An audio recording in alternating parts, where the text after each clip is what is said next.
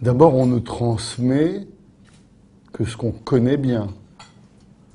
Et donc, avant de transmettre, il faut identifier, recenser, répertorier, avoir une attitude encyclopédique, une attitude proche des Lumières, pour voir un petit peu ce qu'il existe, quelle est son histoire et comment ça a évolué autour du patrimoine gastronomique français. Notre patrimoine, c'est d'abord effectivement des produits, des productions agricoles et des terroirs.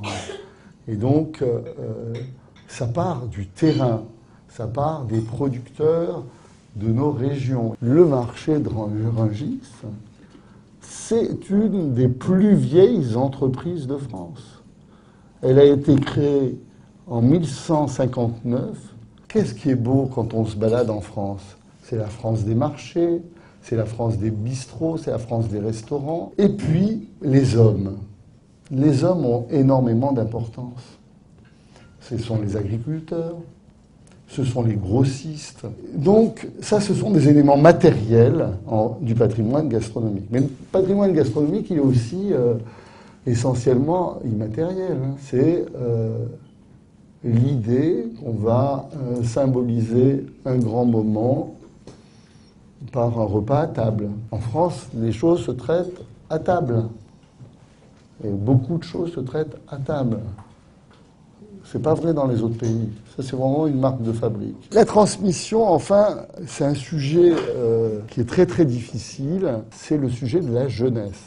On a des historiens, on a des sociologues, on a des économistes. Je trouve que nous n'avons pas mis dans notre secteur suffisamment de psychologues au travail.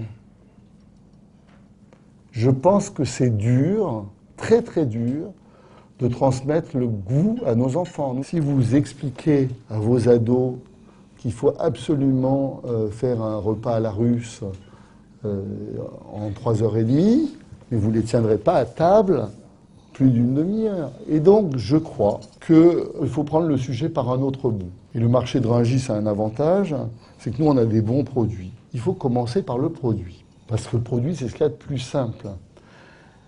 Et quand on parle de la cuisine, il faut commencer par ce qu'ils aiment. Et ce n'est pas forcément ce qu'on a en tête dans le patrimoine alimentaire français. Ce n'est pas le gargouillou, hein. Ce n'est pas la garbure, ce n'est pas le cassoulet.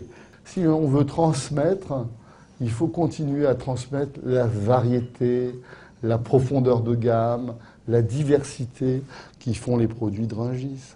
Si vous n'avez pas habitué le goût à manger une tête de veau à 4 heures du matin, vous ne pouvez pas le faire à 40 ans. Ça n'est pas possible. C'est un très beau cadeau à faire à un enfant que de l'inviter chez un grand chef. Pensez-y. Ça le responsabilise et ça lui fait passer un très très bon moment. Il faut réunir et essayer d'écouter les anciens. Il faut que ce soit les jeunes qui écoutent les anciens. Il faut que des gens réunissent les carnets de chefs vivants. Il y en a beaucoup qui sont âgés. Si on laisse ces carnets de chefs dans la nature, ils seront vendus aux enchères et ils disparaîtront pour le patrimoine gastronomique et culinaire français. Il faut interviewer des vieilles personnes qui n'écrivent pas. Il faut les filmer. Il faut garder ce patrimoine et essayer de le faire vivre. En réalité, on s'aperçoit que dans les métiers de bouche, nous sommes malheureusement en pénurie de main-d'œuvre. C'est quand même paradoxal. Alors, il n'y a pas que des grands chefs. Il faut des maîtres d'hôtel, il faut des personnels de service, il faut des gestionnaires, il faut des caristes, il faut des grossistes. Et cette difficulté, ça commence par l'éducation. C'est pour ça que la transmission, c'est quelque chose d'important. Nos problèmes, c'est nous-mêmes qui les avons. C'est sans doute l'orientation des enfants. Parce qu'on ne leur dit pas, va faire cuisiner, tu vas faire un très beau métier. Et ce sont des très beaux métiers. Va grossiste, certes tu vas travailler la nuit, mais tu vas bien gagner ta vie et tu vas faire quelque chose de très intéressant. Et donc je crois que nous, on a besoin maintenant, aujourd'hui, de travailler beaucoup plus auprès des parents. La table, mes amis, est l'entremetteuse de l'amitié. Et qu'avec l'amitié, on est beaucoup plus fort.